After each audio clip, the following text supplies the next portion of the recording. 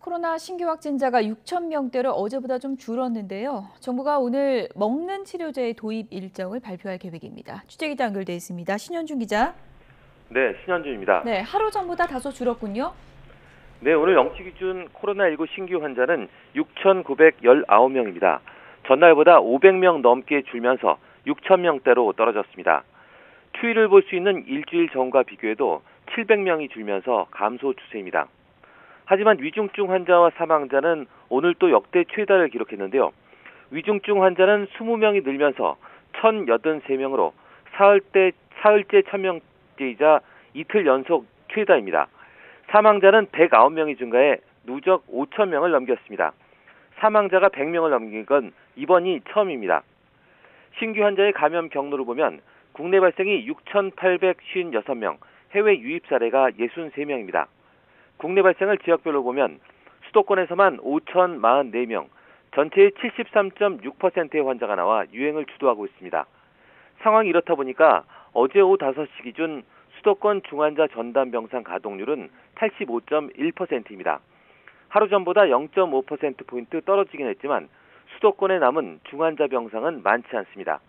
서울이 57개, 경기 59개, 인천은 9개로 수도권을 통틀어서 125개에 불과합니다. 전국 중환자 병상 가동률도 79.1%로 전날보다 0.1%포인트 떨어졌지만 여전히 80%에 육박한 상태입니다. 이런 가운데 정부가 중환자실에 장기 입원한 환자에게 병상을 비우라는 전원 명령을 내렸습니다.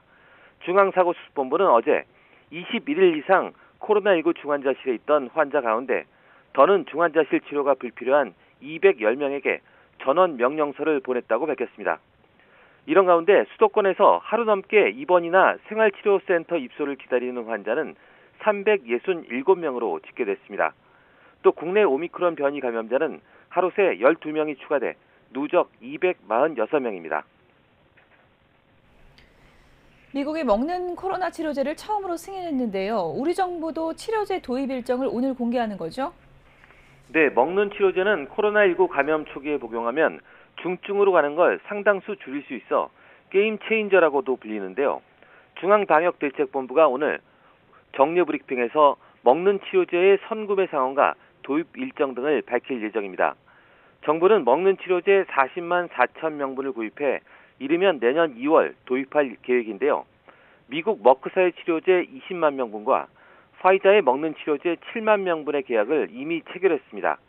나머지 13만 4천 명분의 구매도 논의 중인데 지금까지 모두 40만 4천 명분의 치료제를 확보했습니다.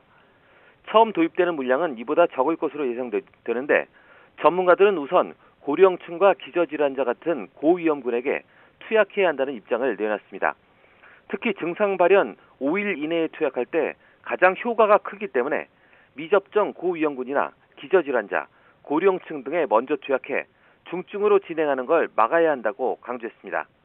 지금까지 사회 2부에서 YTN 신현주입니다.